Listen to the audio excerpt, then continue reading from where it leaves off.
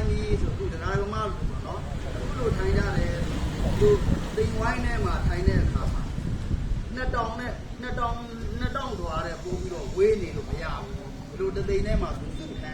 တာတပန်းဆို2000သွားအတွင်းကပ်ပြီးတော့ထိုင်ရတာခုနမှာတစုဒီနားမှာထိုင်လို့မရဘူး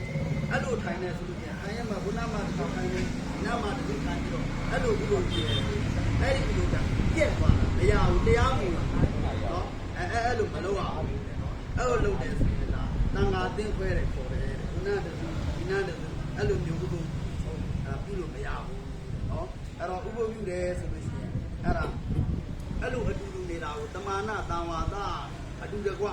နေထိုင်ပြီးမှဒီဟာကိုပြီးမြင့်ကိုနားထောင်ရတာနော်အဲ့တော့ဒီလိုစီးမြင့်220ခုကိုဖတ်တဲ့အခါကျတော့ဒီဘွားမာတွေဖတ်လို့မရဘူးဒီသိမ့်နဲ့ပဲဖတ်လို့ရတာဒီပြန်သိမ့်မဟုတ်တဲ့နေရာဖတ်လို့မရဘူးနော်အသိမဟုတ်တဲ့နေရာကျန်တဲ့ကျောင်းနေရာကျန်တဲ့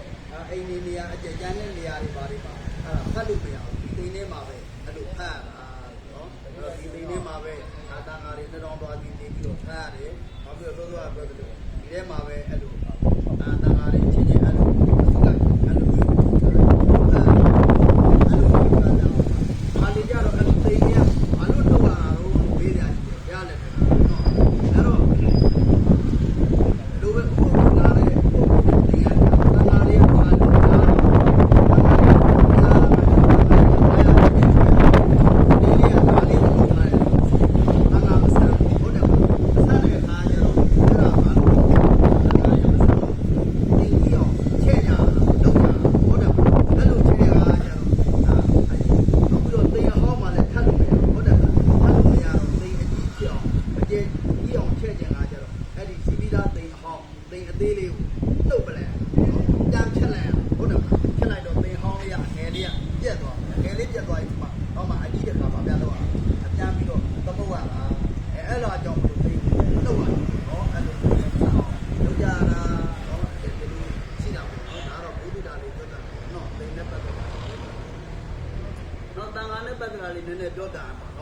10 မိနစ်လောက်ပေါ့နော်ဘုဒ္ဓ